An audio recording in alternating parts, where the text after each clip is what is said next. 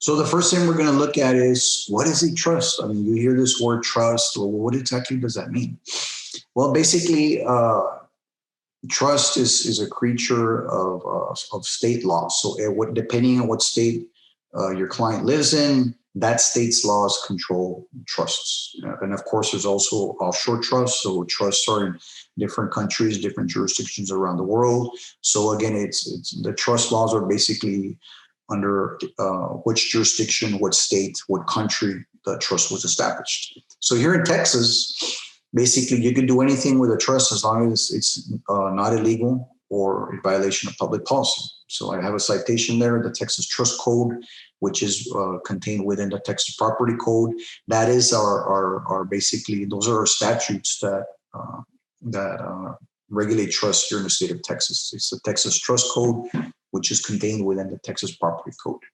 So no matter where the trust is created, all trusts have these three generic characteristics. Okay, so all trusts, I don't care if they're made in Alaska, Texas, British Virgin Islands, wherever, all trusts have these three main characteristics. Number one, every trust is created by a maker, who is also known as, in legal terms, a settlor, a trustor, or a grantor. So whenever you hear the terms a settlor, a trustor, or a grantor, they all mean the same thing.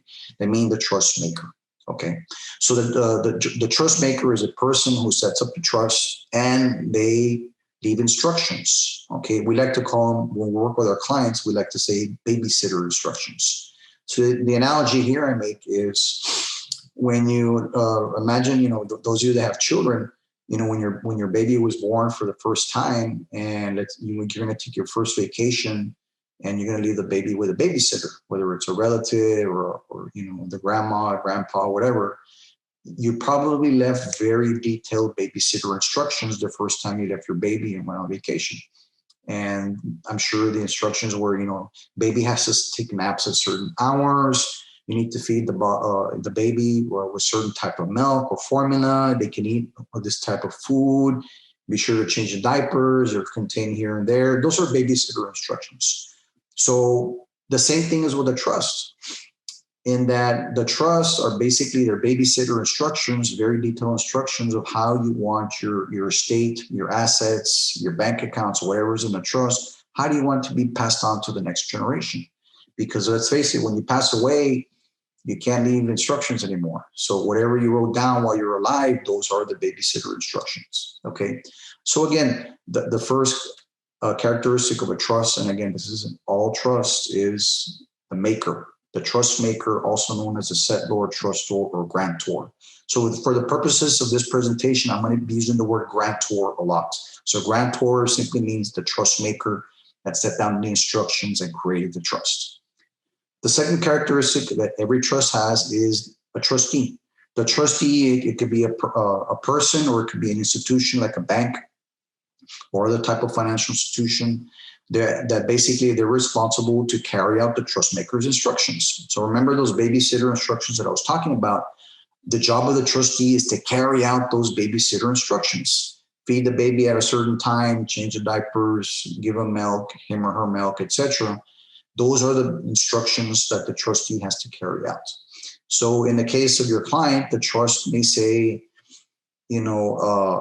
the money that's in the trust shall be dispersed, to my children upon reaching a certain age, or priority use of the monies should be, used for college or to purchase their first home. Again, whatever instructions the trust maker leaves for the beneficiaries, the trustee has to carry them out.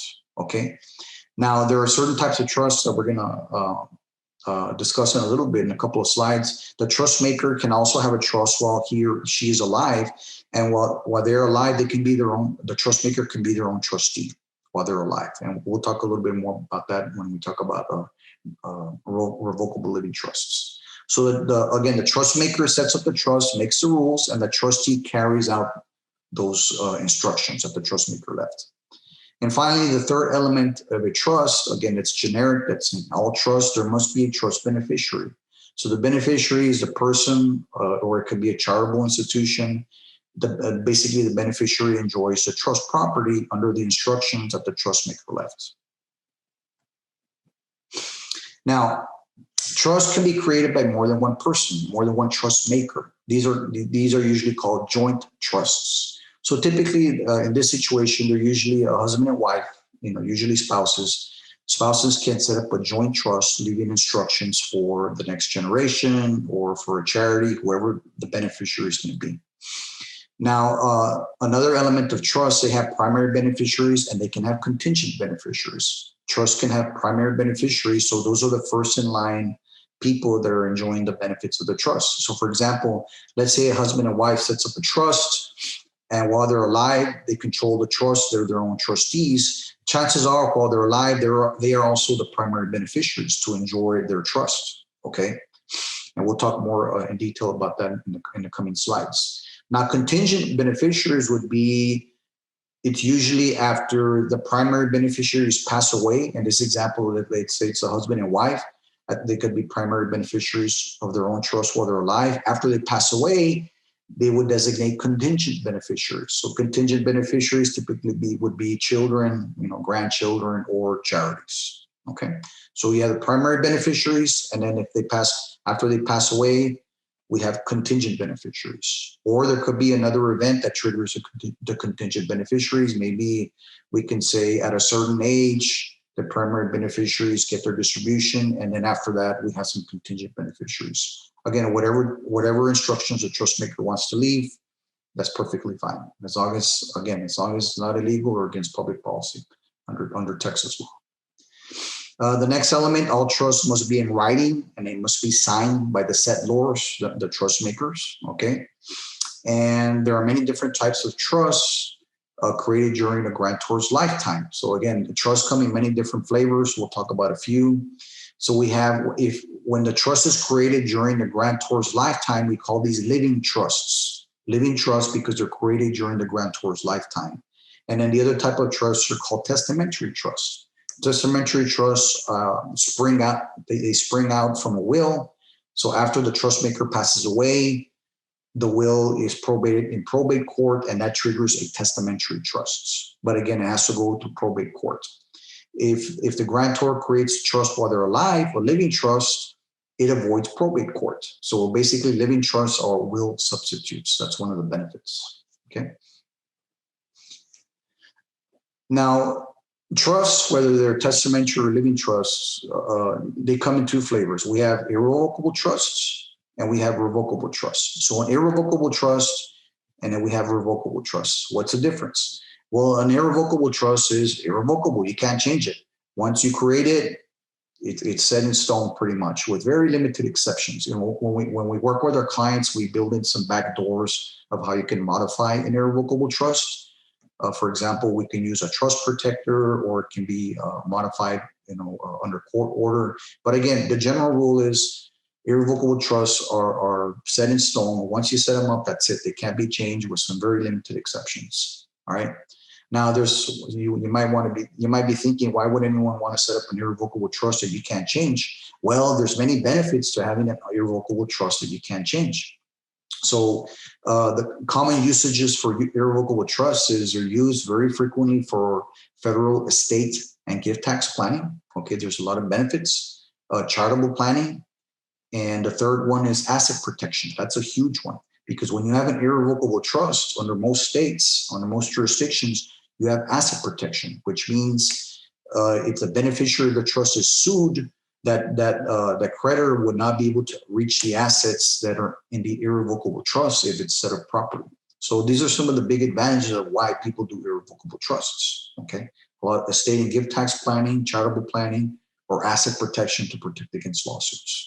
Okay, so irrevocable trusts are gifts with strings attached, and the strings are basically the instructions that the trust maker leaves.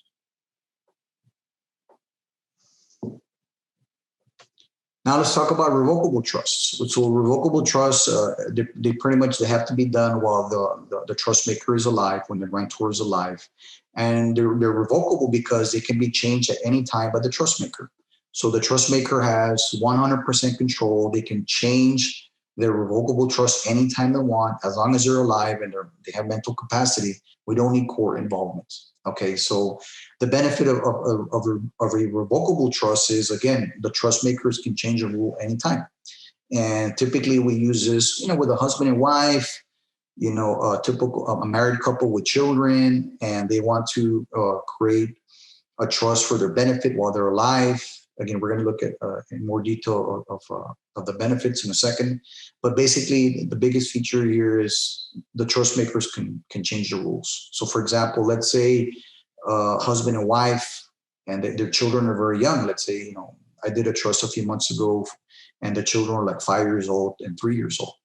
So we don't know how the children are going to be when they grow up, if they're going to be responsible adults, if they can handle money, or they're going to have substance abuse issues, if they're going to marry a spouse, that you can't stand.